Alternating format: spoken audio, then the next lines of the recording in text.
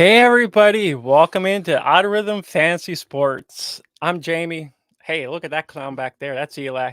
And we have our guest, Mike Cash from Fantasy RPG. Thank you, Mike, for joining us tonight. Yeah, thanks for having me on. It's always cool to talk ball, and this gave me an opportunity to dig into Ricky Pearsall, which I probably wouldn't have done unless you asked me to. So Yeah, here right. we are. It's yeah, it's always fun to kind of dig into different prospects and whatnot. So it's always fun. I know we always kind of like digging into other people too as well. So Ricky Pearsall was just another person as us and you, and just like, well, let's dig into him and see what happens. Yeah, Well, who better than Ricky? And you got Mike Cash over there, man. I, I've never seen better hands. I mean, you can yeah, see it through the computer. Just two hands on it. There's too a easy. few there's a few receivers that we might mention over the next few weeks that could use hands like that. Man, if, But yeah, if Quentin Johnson could catch like I can, if one of think about how us good he'd be. isn't enough, you got double trouble. Me and Jamie on the same stream, same bat time, same bat channel. uh, Mike Cash, man, we're gonna go into Ricky Pearsall, uh, Florida Gator, and at one time Arizona State Yep. Sun Devil. So, this should be a great episode. If you guys that are watching the live stream want to go back and watch any of the archive stuff, Spotify, YouTube's got a nice playlist of all these college spotlights we've done. Ricky Pearsall will be up there after tonight as well. Jamie's got that playlist nice and organized. We're on Google, Apple, bunch of different places. And as always, tell them where they can go, Jay, if they want additional stuff. What about this Discord you always mention? I don't know. Discord is a place for everybody just to come and chit chat, talk prospects, football, whatever you feel like, basketball, maybe some card. If you're in the card hobby thing, hey, we got that in there too. So the link will be in the description below, which is probably already is. So go over there and click join. Maybe who knows? Maybe Mike will join us. We'd love to have you come over and join us too if you want. Yeah, I mean, if that's what the people want, I'll join another Discord. Hey, more the merrier. Yeah. Hi, Facebook user. We don't know your name, but good evening. Hello, random. Hello. We love you too, random citizen. Yes, it's probably your brother. It's probably your brother. I told him to get a username. He refuses to listen. One of these times, he's gonna have a name. I don't know if we need to generate one for him, but I just had to say before we start, Mike's mustache is epic. I appreciate it. A plus. I mean, I wish I'm blonde. Jamie's kind of blonde. We can't pull anything off like that. That is an epic mustache. I got mustache envy for you. I appreciate it. You both have stunning beards, amazing physiques. We're ready to talk some football. Well, I was going to actually make a comment right here real quick, just because of their mustache. It almost resembles, Calvin and Hobbes, because Eli over here, he always makes a joke about me looking at Calvin Hobbes. I'm like, I think that's a Calvin Hobbes figure right there. I can work with that. But yes, we're actually going to get into we're going to get into Ricky Pearsall, and Eli over here actually has a couple things I'm going to pull up here so he can jump into his Ricky Pearsall comp and whatnot. Yes. All right, boys. As you guys know, this guy had pretty much the catch of the year. So if anybody had heard about Ricky Pearsall before tonight, it was probably that game against Charlotte. I think it was the last week of September or somewhere in that range. One-handed grab, totally, think about all the great one-handed grabs. Odell, Justin Jefferson, all the major studs. So, you know what, where he's projected at, which I'll get to in a second, Ricky might end up being the steal of the draft, honestly, when it comes to that. NFL Draft Buzz, who me and Jamie have been using probably the last month or so with these spotlights we've been doing. I just prefer it over PFF and a couple other places. So I tend to, and they update everything. Like everything is updated, daily, weekly. So you get the latest overall rankings, position rankings. Oh, Danny, there you go. Yes, good man. Position ranking is he's the 15th ranked receiver. 70th ranked overall. I don't think that has changed any. Updated beginning of the week. So he's projected to be a 3rd-round pick right now, and that could always change. We'll see what happens at the combine, which is actually coming up on us, guys. I mean, that's like a month away. So that might change a few different players' stocks. But he's 6'1", 193, runs about a 4.5 40. So I would say his comp is somewhere, and I used to just go with just one player, but I want to give like a high and a low range. So I think his floor is probably Russell Gage from the Falcons and Bucks. You know, just kind of that level of production, similar skill set, similar size. And then I'd say the high end, and, you know, we remember JSN, you know, out of Ohio State getting drafted by the Seahawks 1st round last year. And, you know, he hasn't tapped into his full potential yet, but I think that'll change this coming season. I think he'll be targeted more with, you know, Tyler Lockett kind of either leaving or, you know, being traded or just, you know, kind of Tyler Lockett's getting into his 30s now. So they're going to need a new number 2 receiver. JSN will step into that role. And I think the high end for Ricky is JSN from the Seahawks. So I think somewhere in that range is where he should fall. I'm pretty sure Mike and Jamie will get into some statistics to kind of back some of that up. But that's just my initial reaction, just watching him play, you know, size, you know, college stats. I use a bunch of different, you know, metrics to kind of come up with that. And I think that's a good range, because I don't think he's going to be a bust. I don't think he's going to get cut, you know, in the preseason. I don't think he's going to be out of the league in 2 years. Russell Gage has been a solid, you know, not a Pro Bowl level guy, but Russell Gage has been a solid number 3 receiver for the Falcons and Bucks for a long time. I know he was hurt this past year, but he's been a really solid receiver. I think JSN is a future Pro Bowler, so somewhere in that range. Ricky's stats from 2022, you know, he didn't catch many balls. I mean, he wasn't targeted a ton, but had 33 grabs, about 661 yards, 5 TDs, 20 yards a catch per average. I mean, I like that a lot. You know, because he's got like slot receiver skills. Like, he's technically like, you know, a multi-role is what they call him. You know, he's not that, you know, typical X or slot. I think of him more as a slot guy, but he's capable of doing a bunch of different roles. I like that his numbers look like an X receiver, but he plays more like a slot guy and has, you know, kind of the speed and size of one.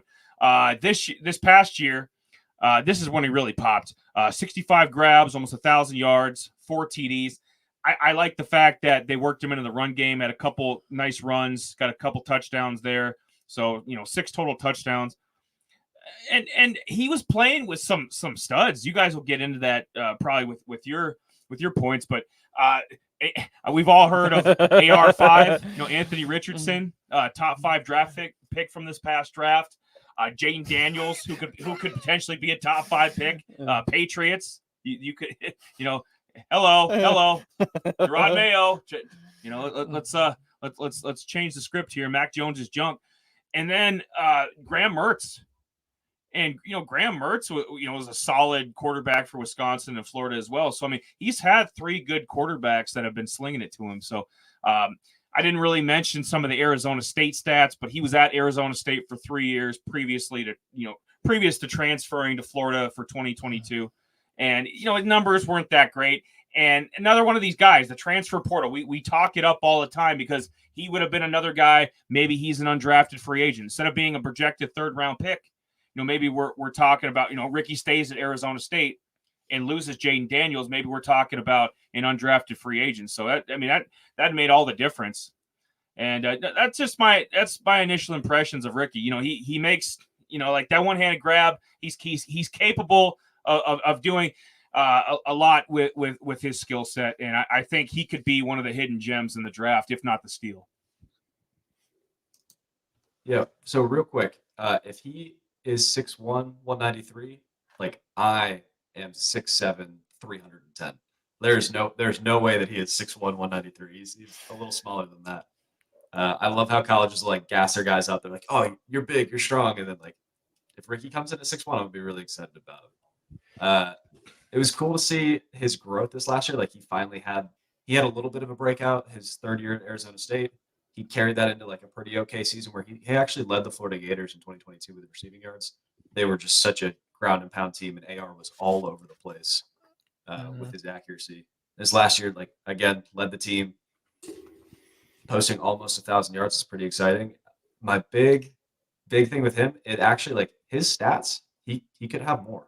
There was a lot of meat left on the bone with that Florida offense because I know you said Graham Mertz was good.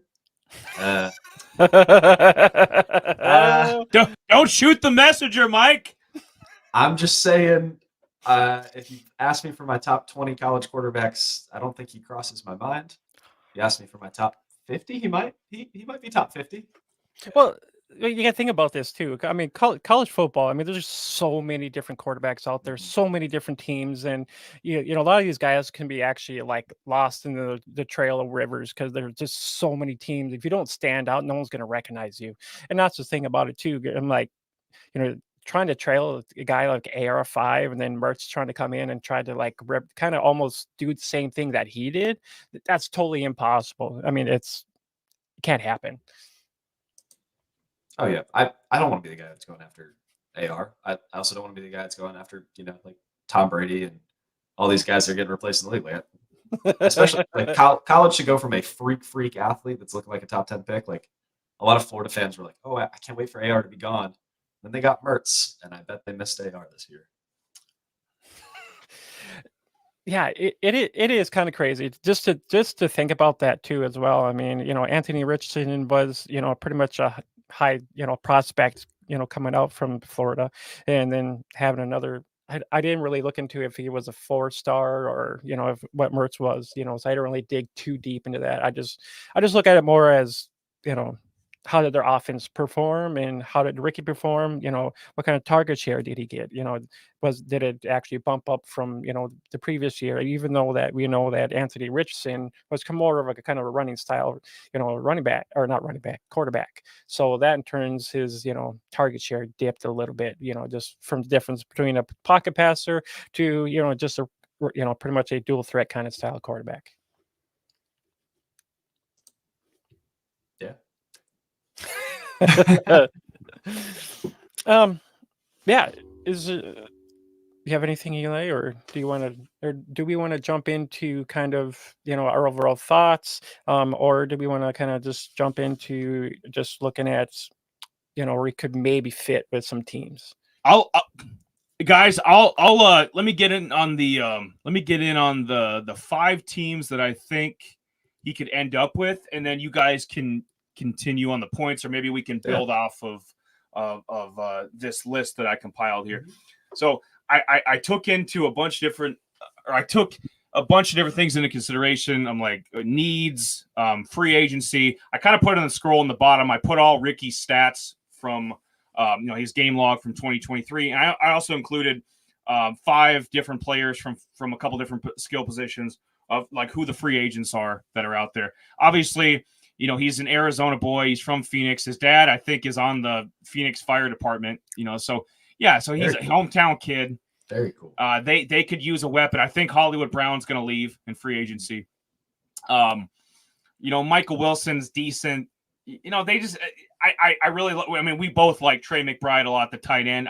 Kyler could definitely use more weapons. So that's why I would put Ricky's landing spot at number 1 for the Arizona Cardinals. Number 2, Cincinnati Bengals. You know what? T. Higgins and Tyler Boyd are both free agents. And you know, the Bills do. Okay, Joe Burrow's making $55 million a year. I'm not sure what the cap hit is on that, but you can't you can't pay everybody on offense. So there's gonna have to be some casualties. Yeah, Donovan start over. Damn near. Bengals, I put at number 2 because I would assume Higgins and Boyd are both gone, and they're going to replenish. They're going to need a new slot receiver, need a new number 3. Why not Ricky Pearsall? You know, he's right, and he would have some monster stats working with Joe Burrow. I mean, how many good, you know, even before Burrow got there, Tyler Boyd had a couple 1,000-yard seasons. So I think that'd be a nice landing spot there. Number 3, I put the Tennessee Titans. aka the Houston Oilers. They need this logo back. We use it every time we use graphics. He's got the ball cap. I don't even acknowledge that stupid Titan sword. Texans might take these colors when they update their uniforms this coming season. But whatever. For right now, I'm using that graphic because I like it. I think he looked great. Another team that has little to no weapons. I mean, they're not doing Will Levis isn't great by any means, but they're not doing him any favors. I think Westbrook Akeen, I think he's a free agent. He's gone. Traylon Burks has been a bust. D-Hop, maybe he comes back. If I were him, I mean, it's easy money. I mean, you're pretty much the de facto number one there. So I think the Titans are an easy number 3. I could even put the Titans at number 1 or 2. I mean, they need weapons, and I think Ricky would be great in that offense. Real quick, especially it's pretty much the Bengals offense. So it's almost like the tie-in between the Bengals and the Titans because they took the Bengals OC Callahan. So he's going to be the head coach over there. Number 4, the Jets. Because technically right now their slot receiver is Xavier Gibson, who's kind of the late round kid that I was me and Jamie did a spotlight on him towards the end of the season because he was starting to pop a little bit. He's nice, but he's more of a number 4 or number 5. I think Ricky could easily step in, give some help to Garrett Wilson because God knows he needs it.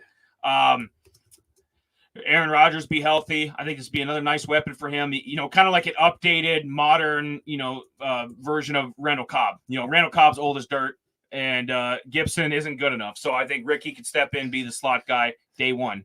I think that's a place Ricky could start right away, or receive a lot of targets. And then number 5, obviously Carolina Panthers. Carolina Panthers are going to be in every. If I keep doing this top 5 list of teams going forward with these spotlights, Carolina Panthers are going to be in the top 5 list. It's just a matter: are they 1? Are they 3? Are they 2? Are they 5? This time they're 5. Adam Thielen, old as dirt. I like Jonathan Mingo. I do. I think he's. I don't know. I think it's more Bryce Young. I think if Jonathan Mingo was if he was with Mahomes or if he was with Burrow, he was with a better quarterback. I think we'd see more of Mingo. I like him the most on that offense. DJ Chark, I think, is a free agent anyways, so he's another guy that's washed. Miles Sanders. I mean, come on, their offense is junk. Bryce, they took our OC. I'm a lifelong Bucs fan. You see that blanket back there. They took our OC, so he's going to be working over in Carolina now. So maybe he's the quarterback whisperer. Maybe he can fix Bryce, and then Ricky step. This is another place Ricky could step in and start. I mean, he really could, or receive a lot of targets. So, a lot of these teams he could step in almost day one. I'd say at least 4 of these 5 teams he could step in day one and be heavily targeted, or even be one of the starting receivers. And there's a little Puka in him too. I didn't want to go, I didn't want to go that far because Puka had one of the all-time rookie seasons. But he's crafty. I mean, Ricky's route running is great. I mean, he's a crafty devil. So I saw a little bit. I didn't want to go there because I knew he'd react like this. But so these are the landing spots. I said my piece. Go ahead, boys. I think you got Michael flustered over there. He was about ready to say, "Screw this, I'm out." And once you start talking about Puka, he's like, "Yeah, I'm out of here." Yeah, Ricky Pearsall's Puka Nakua. That's a little too far there, brother. Hey, when he goes deep, he goes deep. I go real deep. Yeah. I was about to. So when we were talking about the Titans, you said the low end comp is Russell Gage. I actually think the low end comp is like a supercharged Kyle Phillips, who is their like wide receiver 3 down there. He's going to stick around the league a while. He was a UFA that has really turned it on, and he's exciting. So imagine that. Phillips is just a little more crafty. juice. Just a little more juice. So great landing spots. I think all of these guys obviously need to add some weapons. It's hard to see if the Bengals keep all the receivers. Like, where's he going to sit in? If the Jets, Aaron Rodgers hyper targets a receiver, like, where's he going to sit in? If the Panthers, Bryce Young still stinks, where's he going to sit in? Like, there's a couple of question marks for how he'll impact our fantasy teams, but all of these he'll become, a name that we need to know, which is exciting. Yeah, I have. I mean, especially if you think about, the Panthers there. I mean, they have Terrence Marshall. He was an LSU guy, and I was hoping maybe he was actually gonna like step up because you would think about all these LSU guys, especially with Odell Beckham and there's a couple other guys too. I'm totally forgetting, but you Justin know, Jefferson, Jamar you, Chase. Yep. So you would think that it would can kind of continue on, and that's why I was hoping the last couple of years here too with, Marshall, that he would be kind of their standout wide receiver one. But if Ricky could maybe fall into that place, I think he would be a good place for him to end up being a wide receiver two or wide receiver one right away too as well. Yeah. I mean, the ghost of Adam Thielen is still holding it down there, and then maybe Jonathan Mingo can turn into something one of these days, but not holding my breath for that. So, yeah, I think the Panthers need to take somebody in the second round. Like they need help now, and Yeah. Ricky Pearsall is help now. Just I don't think they're taking him in the second. I think he's going to be a third or a fourth at best, but he can still contribute, and I'd be on board. Yeah, I totally would. I mean, I stayed away from Mingo myself. I didn't really have any shares of Mingo, and it was kind of dreadful to actually see the Panthers trying to do something, and it was just horrible. Especially if guys that actually took Mingo, and it's just like, what the hell? You thought maybe it's gonna be the next AJ Brown, coming from Ole Miss, but nope, not at all. As my friend Lee Corso would say, not so fast. I will write off Terrence Marshall. Terrence, I know you liked him, but Terrence Marshall and DJ Chark, he was another, so not every LSU receiver pops. I mean, there's a couple misses there, but yeah, Jonathan Mingo, I'm not ready to give up on quite yet. I want to see what he can do. There he is. Ooh, Oh, got a nice list here. Ooh. Yeah, I know. We got to start back at the beginning. Yes. Let's get it. You know what? Before my love affair, yesterday was Valentine's Day. Before my love affair with Jonathan Mingo goes any further, let's get into this here. Let's get into some meat and potatoes here. I mean, Mike, if you want to, start it off a little bit, I mean, you sure can because you dug into him. Give you a Yeah, little. so I did a lot of the film study stuff. You have a slide where I can talk about film study, or you just want me to jump into it? You can jump into whatever you want to talk about. So, Ricky Pearsall. Got the jump rope going, baby. Yep. Get ready. So he is fine. He is okay. We're gonna spend the rest of this talking about like his path forward and like how he can get exciting. I think wide receiver 15 is about where he's gonna end up in my final ranks. I've only dug all the way down to 13 and 14 now. It's one of those things. He's a little too small. His role at the next level isn't going to be something that is a regular fantasy contributor. And that's what I'm looking for in these receivers. Like for a real NFL team, he is immediately useful. He is a safety blanket. He's able to make guys, he's able to manipulate defenders in his routes. There was a lot, like I talked about earlier, meat left on the bone with that Florida offense. It's just, I don't see the path unless he becomes the hyper-targeted Amon-Ra St. Brown type receiver. And I don't think that he has that in his game.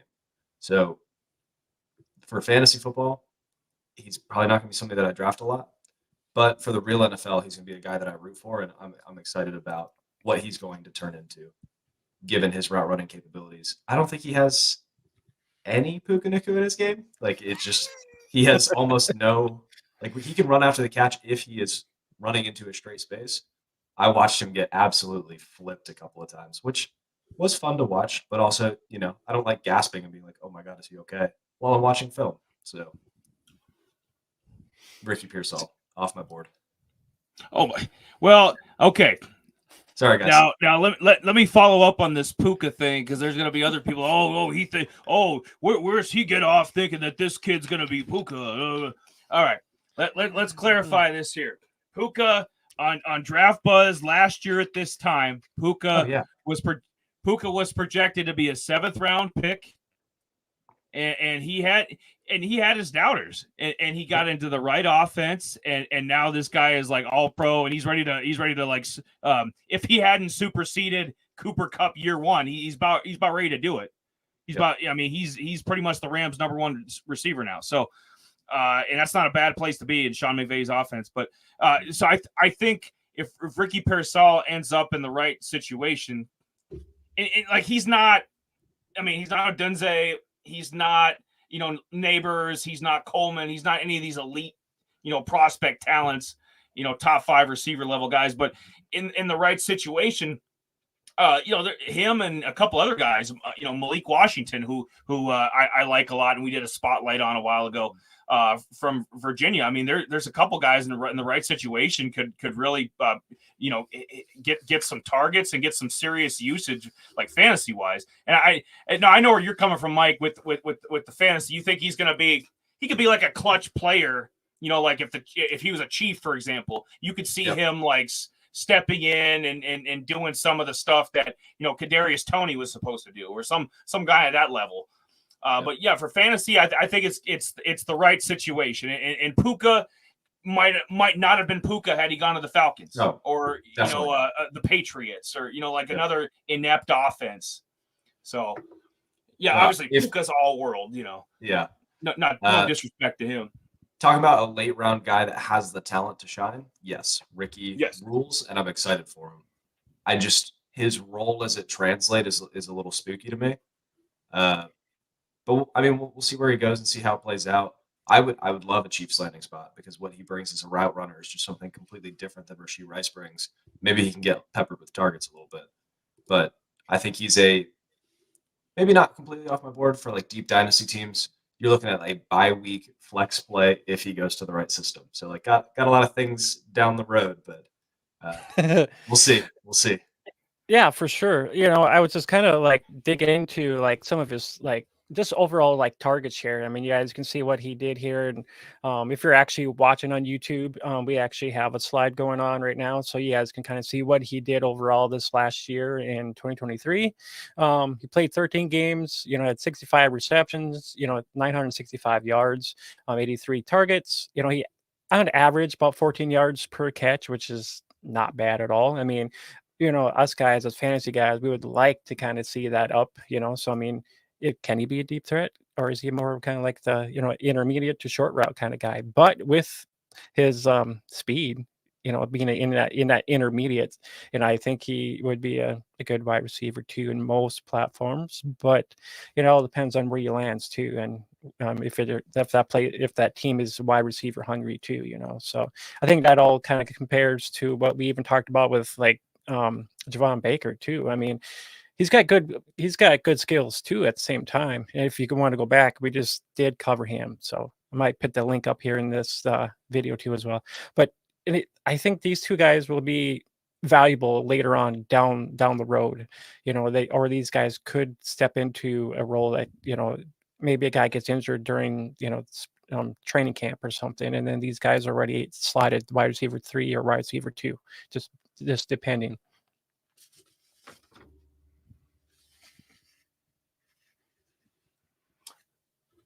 I was gonna ask you guys quick. What happened to Ricky at the Senior Bowl? I don't know what happened to everybody at the Senior Bowl. Why stop with Ricky? 16-7. I mean, I know there. I mean, it was like the damn. Where's Donovan at? We need to talk some baseball here. The MLB All-Star game where you got stud pitchers pitching an inning and a half, 2 innings here. I mean, they had these quarterbacks in and out like nobody's business. Rattler only had like 65 yards. He won the MVP. I don't like that. I wanted to include that because Ricky had no bowl game because Florida went 5-7. They choked, and so I couldn't include. Oh, he popped against whoever, Missouri or whoever. And in the Senior Bowl, I mean, even our boy Baker, Javon Baker, had a couple grabs for some yards. I mean, where was Ricky at? I will give him a little criticism there. I will say throughout the week, so what I care more about for the Senior Bowl and looking at these prospects, I want to see how they're doing in practice in the week leading up. The fact that he still played in the bowl game, really kind of irrelevant to me, but it does mean that he didn't show enough that he felt like he could just like rest on his laurels and leave. I don't know if you remember last year, Tank Dell showed up, he cooked everybody on the field the first couple of days and then said, draft me, and left, which love that energy. Ricky, he was able to make a couple of guys miss. Quinyon Mitchell absolutely ate his lunch a couple of times. There's some other corners that were doing a pretty good job against him. So you saw he wasn't rising to the level of play at the Senior Bowl, which is why he felt the need that he needed to stick around. And he showed that he can play. He didn't show he's going to dominate. Yeah, and I think that's the key of it too. When you think about a lot of these prospects and stuff like that, to me, I guess I always make the comment of these wide receivers can make these great, 1 foot down, catches, and it's like, ooh, great for you. But when you get to the NFL, you're gonna have to have 2 feet down. You're gonna have to transition your whole playing style, to make these wonderful catches, highlight catches, and whatnot. And I always make that comment too. And I honestly think college should try to, convert that, that 1 foot down to 2 feet down kind of thing, or these kids are not going to translate well to going into the NFL because they might have like, whoa, 1 foot sounds good enough, but that's going to be a whole totally different game change. Yeah, the adjustment's going to be interesting. Luckily, the route running will translate, so it's not something that he's going to struggle with. And he was way more useful to the Florida Gators at the center field. I don't know if you guys noticed when you were watching some of his highlights, and as I was doing the tape study, they loved to send him in motion and then run him on a deep end or send him in a deep post. Like send him. They love to attack the center of the field with him on crossing routes, which is cool. Except at the NFL, when he's doing that, he's going to meet some NFL safeties, and I don't know if he's ready to be introduced to them in the middle of the field. Yeah, I mean, I seen, he's had some of those short little end around, dump offs and stuff like that where he can actually, be irrelevant at, which is not bad at all. I mean, these little short end arounds, touchdown quick, so I mean, and his rushing stuff, he doesn't have a whole lot of rushing, but I just think he's more valuable in more kind of the dump offs, intermediates, maybe a few, deep passes there. But I mean, other than that, I mean, that's kind of his gist of what he does. Completely agree. I'm looking here. I'm looking. You know what? From the looks of it, he was number 13 in the SEC in fantasy points. I mean, SEC. I mean, you might as well just call it the AFC. I mean, it's pretty much. I mean, this is NFL level stuff. So technically, Mike, he was number 13 in wide receiver fantasy points in the AFC. Yeah. Number 13 in receiving yards, like we said, just below 1,000. Oops. God dang it. There you go. He didn't fumble the ball. I mean, that's We'll take that. Yeah, I mean, responsible hands. Responsible hands. That's that. We need a new T-shirt that says that. Responsible hands. Put that as the call sign for him. Ricky Pearsall, responsible hands. Mike, do you take into any consideration the conference that he played in? Like 100%. And I weighed. Whenever you're looking at film, you have to weigh like who he's going against, and what he was able to do against Georgia allowed me to look at him and be like, that guy's gonna be in the league. But also his shortcomings against Georgia, let me go. That's not number one. This box score was nice, because they were playing from behind a lot and they were trying to get him the ball in good situations. But he wasn't cooking guys out there. He wasn't clearly the alpha. He wasn't dominating the game in a way that kept Florida in it. But also, he's catching the ball from Mertz, and Mertz left a lot. So it's kind of a tale of two stories there. Like, do you think that he was as good as he was because he was the only target there, or do you think that he was not that good because they were just playing against superior talent? Like, the Florida team wasn't good for an SEC team. They were getting their lunch eaten almost every week. So do you think that he could have been better in a better system, or do you think that he was good because he was the best player on a bad team? I think he would have tore it up. And I mean, a lot of people can tear it up in smaller conferences, but if he was, a fifth-year senior starter for Fresno State or something, like he would have, he would have tore up the WAC and some place like that. SEC, I almost think it's a good thing. I mean, it's kind of the Patrick Mahomes thinking is like, he was 6-6 at Texas Tech, throwing to subpar receivers, subpar tight ends, had average running backs. And, we know Cliff Kingsbury's a moron. So, he had a lot of things working against him.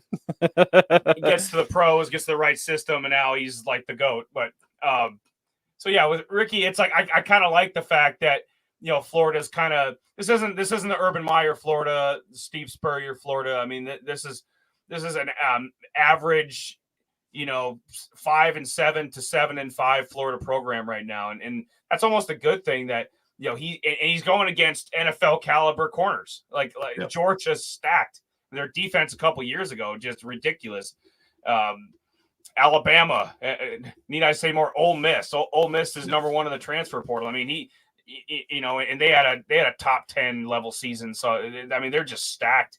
And there's other programs like Tennessee. Every few years wins 9-10 games. I mean, it's just it's a benefit, and they're a little down.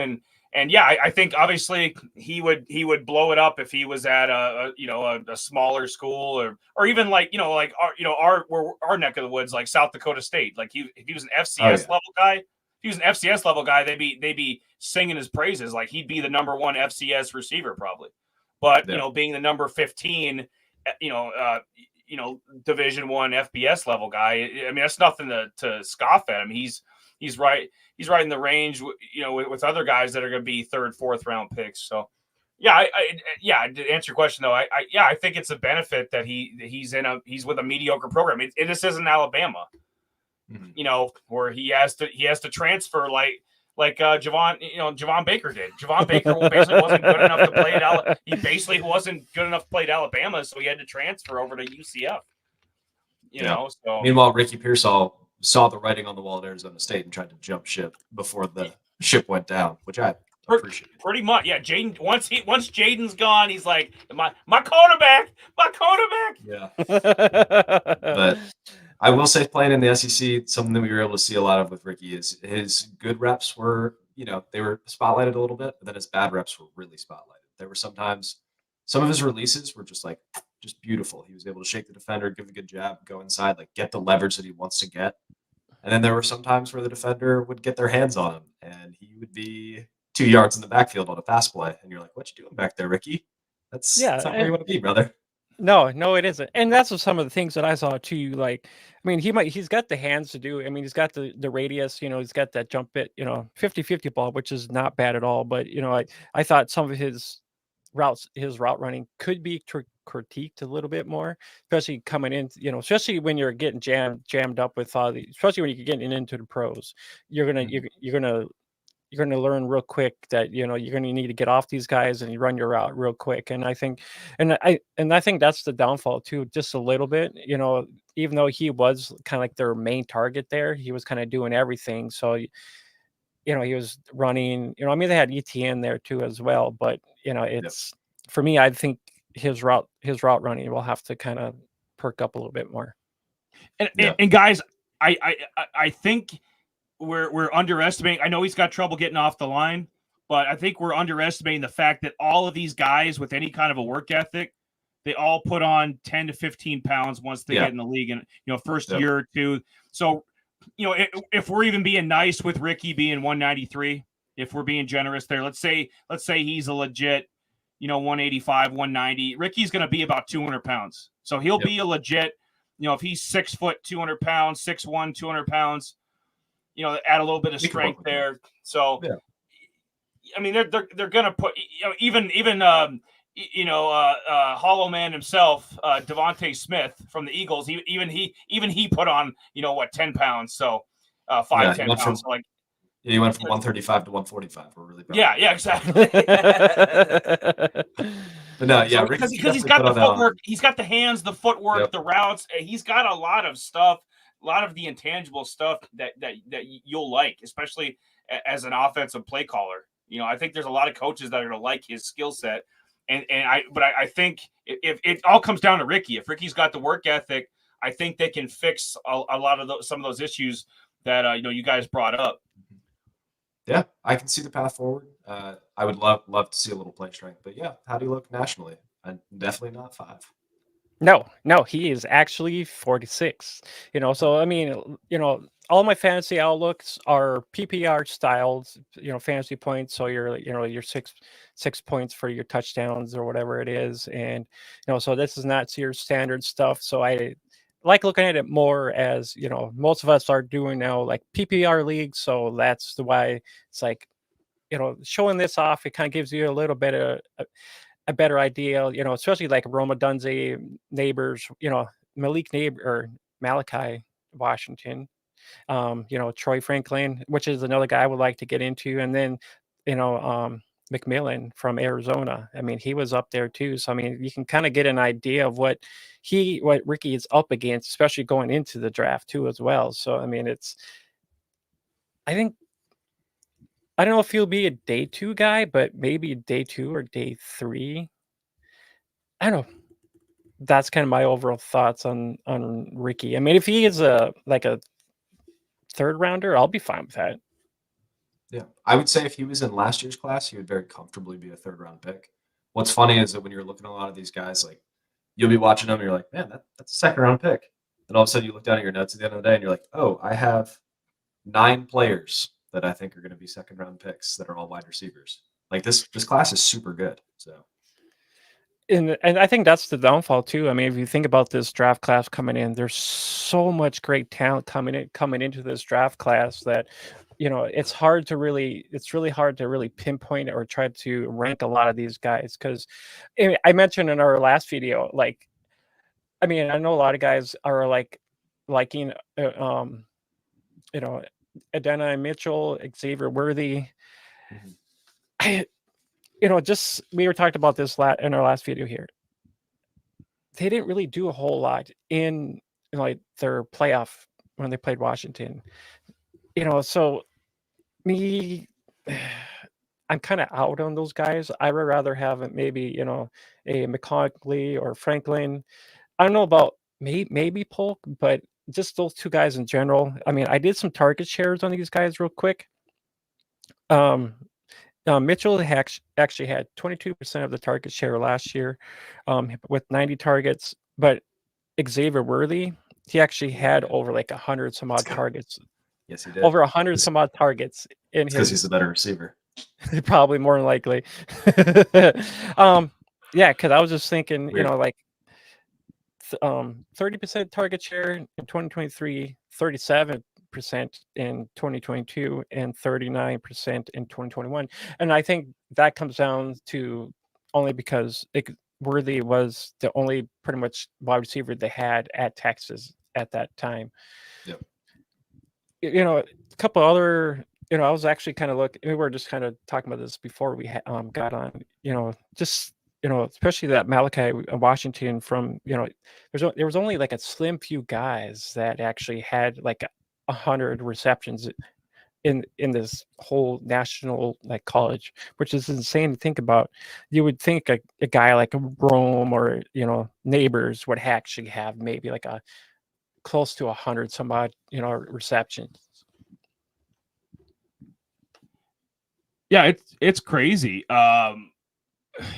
Well, and they have lesser game. Yeah, I mean, there's not going to be any 150 catch guy. I mean, let's be honest. I mean, maybe someday, if you include the 80 playoff games they're adding, I mean, maybe there'll be some receiver that's averaging 13 catches a game or something crazy. But so March Madness football edition. Yeah, right. But yeah, I mean, anytime you're targeted 144 times like Malik Washington. Or was it Odunze that had 136 or 137? Yeah, I mean Ricky's gonna it just varies. And I was gonna ask you quick, kind of on this topic, if Ricky is, let's say he's a Tennessee Titan. Okay. And let's say that he's having a good preseason. Let's say, day 1, he's slotted in as their number 3 receiver. Let's say he has a good combine, drafted early 4th round, and he's just tearing it up in preseason, and he's there. I want to get 2 opinions. So if you're in Dynasty, if you're in a typical, let's say a 12-team league, in Dynasty and redraft, do you think that or where is he taken in Dynasty? I'll have Jamie answer what he thinks too. Where is he taken in Dynasty? And B, in redraft, is he anywhere near being drafted? And I'll extend that to a 16-team redraft. league as well. Like, is there any scenario where Ricky Pearsall is drafted, like in a Yeah, redraft? so redraft, I'm gonna say no. Unless you get some like very serious hype trains, you got to think about like 4th round pick. A lot of people aren't as tapped in as people listening to this podcast are. Shout out to you guys if you're listening. Click subscribe, help the homies out. But yeah, redraft, probably not happening.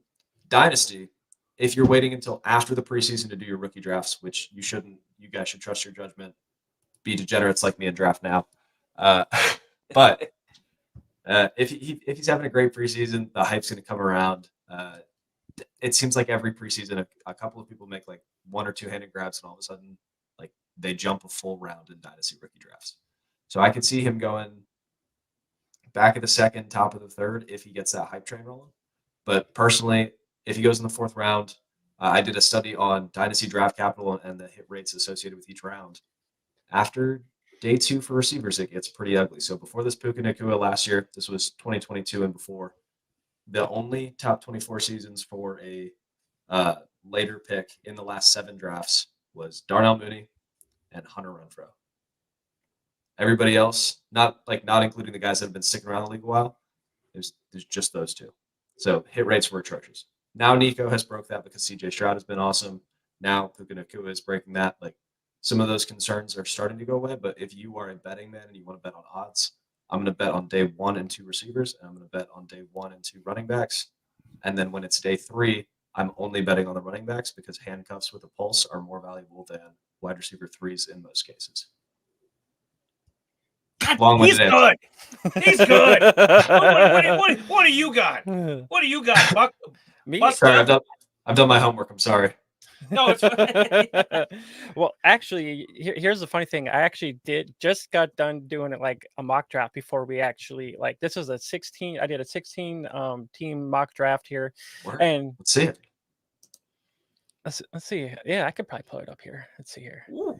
Yeah, I can probably do that. Let's see if we can do it live. If you're tuning in the live stream, you get lots of goodies tonight. Yes, man. There we go. Talk about Thirsty Thursday. Oh, look at that. Man, what a day. This is Superflex? This was a 2-minute, or I think it was, I actually joined someone's random league. It was 16 team. I don't know if let me see if I can actually square it down here a little bit. I don't know if I can. I'll just try to zoom it out if I can. Nah, don't worry. But so there's a little bit more to this. So pretty much you can kind of see in the first round here, Harrison, Neighbors, Williams, Odunze. I was kind of debating. I took Des Walker first, and then the second round as our guy, Ricky, he comes off the board. So this kind of gives you a slight input. I think, I've seen a couple other where Ricky wasn't even drafted at all. I'm not sure. I haven't not sure how to full screen this in the back there. But yeah, Ricky Pearsall, second round there. Leggett he went in the first round, so you can kind of get an idea here. Yeah, so this was kind of fun. As I went with Walker, I was going to kind of see where Ricky, if he was going to fall to the 3rd round or not.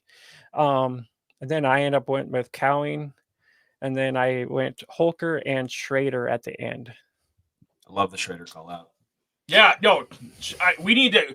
If we do another one of these, Mike, Schrader from Missouri, that needs to be our guy, because I think we all have a consensus that he's another guy that's going to be a steal. Yep. Which BS. There's a Schrader and the guy next to him, Jalen Wright. I've film. I don't know a lot about Jalen Wright. You might have to tell me about Take 6 him. minutes. Check out the RPG channel. Oh. Yes. Yes. There you go. Bada bing, bada boom. Yes. Yeah. Is there anything that you kind of saw, especially in the 16 team, here, the 16 mock? Is there anything that kind of perked your interest that you seen that you're like, oh wow, someone took this guy high? Or yeah, if it's one quarterback, both the quarterbacks went way too high. Which looking at I think this was a one quarterback, I believe, from the sounds of it. And I am very grateful that you brought me on the show.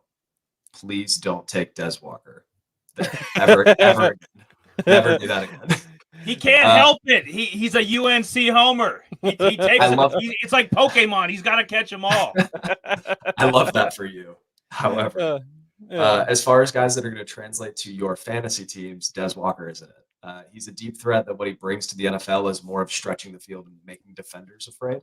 He's going to be frustrating at best trying to plug into your laps. Picture Gabe Davis, but like not with Josh Allen throwing it to him, like random quarterback here throwing it to him. So the explosions won't be as big. The lows are going to be lower. And just from what I saw during his practices at the Senior Bowl, like he was letting guys get into him. He was getting bullied at the line, which like a guy with Des Walker's frame should not be letting that happen. So I will happily take Coleman before him. I'll happily take McConkey. I'll happily take. I actually have my full wide receiver rankings here. He is far, like 13. Oof.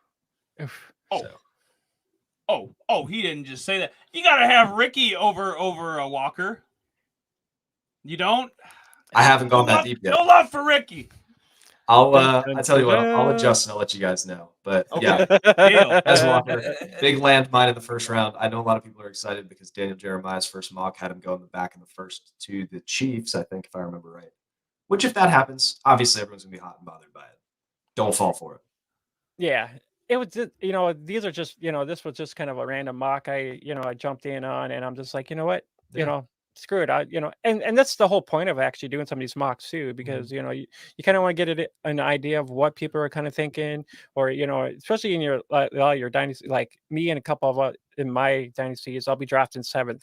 So, I mean, I myself, I'm like, is there a good chance that I can maybe land, a guy that maybe a Leggett, or a Coleman, it all depends too on what you need too as well, and maybe if Ricky jumps up the draft boards, maybe I'll be drafting Ricky too, so sign me up.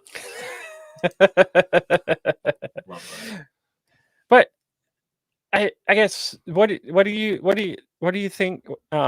Here's a quick question for you: would you take Jacob Cowing or Pearsall? Neither. Yeah. So just talked about the hit rates for guys. Unless one of them gets day 2 capital, which I think both of them are probably somewhere in the 4th or 5th rounds. I'll just be more comfortable taking a Bucky Irving, taking a Cody Schrader, taking a swing on a running back, than taking a swing on a day 3 receiver. Yeah. But if one of them gets day 2 capital, I will go back and rewatch the film. I think I like Ricky. I like Ricky from I can tell he's going to stick around the league. Like I know his floor is very safe. He's going to be on a roster. Yes.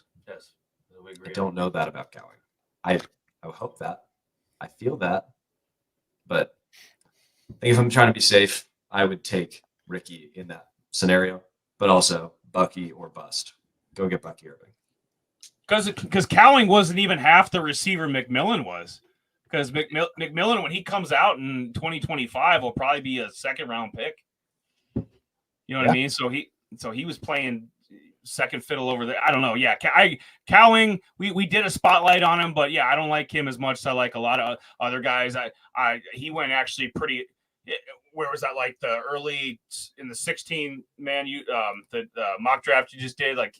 He went over a bunch of guys. I don't like Leggett and Ricky. Obviously, he's not as good as any of those guys. Yeah, I agree with Cowing having bust potential. Where he's. I just think when it comes to Cowing, he kind of's got that similar role to Tank Dell. Just an inch taller. But I mean, it was kind of funny because I was mentioning it to him that if you go back and actually look at some of the some of the highlights or even just film in general, these two guys, like Cowing was actually doing the same thing what Tank Dell was doing, and I'm just like, this is crazy. No. Tank Dell moves different. Tank Dell he is a freak for his size, like the way that he is able to manipulate defenders, the way that he is able to hit with his rocker step, the way that he is able to change direction. Like his light frame gets kind of protected because of the way how adept he is. Cowing is very, very good. I don't want to take that away from him. It's not Tank Dell. He just put you in your place, big boy. That's just my thoughts. Obviously, I'm a guest here. I appreciate you having me on. I want to caution people because it's very easy to draw that comparison. You see the frame for Cowing, you see the frame for Dell. It looks the same. Yeah, And it doesn't it move does. the same. No, Which is no. cool. And I was more representing more kind of like, especially when it gets down to like the red zones and stuff like that. It's very similar to a lot of those short dump off passes to cut inside for a touchdown. So it's kind of similar plays like that. Totally. I mean, Cowing a little bit taller, Dell a little bit and then shorter. But to me, at that time, I didn't look at any Tank Dell film when he got drafted. Knew nothing about him until preseason. I'm like, who's this Tank Dell dude? I'm like, okay, I'm keeping an eye on that guy. Next thing you know, he's poof. He single-handedly got Clayton Tune drafted by an NFL team. Clayton Tune is junk. You guys saw that Cardinals game. So Yeah, it was garbage. I forget who's Arizona's quarterback, who the Arizona the college quarterback is, but yeah, I don't think Jacob Cowing is going to single-handedly get him drafted in the 5th round. I don't think that's happening. Ain't that good? It ain't Tank Dell. That's where I draw the line. Yeah, that's where I draw the line. Puka Nacua, Tank Dell, don't cross them. He slapped us. He pimp slapped both of us. He's like, get that Tank out of here. Yeah. Oof, we're horrible. I think I need to quit my day job and work nights. But you guys put in a lot of great work. Clearly, you guys know your stuff. It's been fun chopping it up with you guys.